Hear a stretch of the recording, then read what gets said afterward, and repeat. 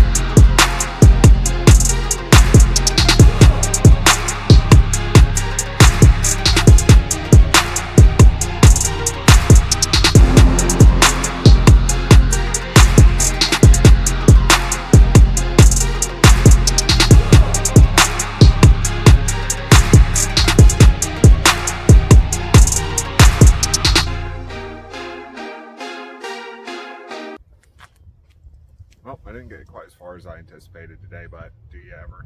I think I'm just going to go ahead and let those brake lines drain out tonight. Then I'll start again in the morning. We'll hopefully get the rest of that brake booster out. Got the ABS pump out today. Then hopefully we can go after that power steering pump.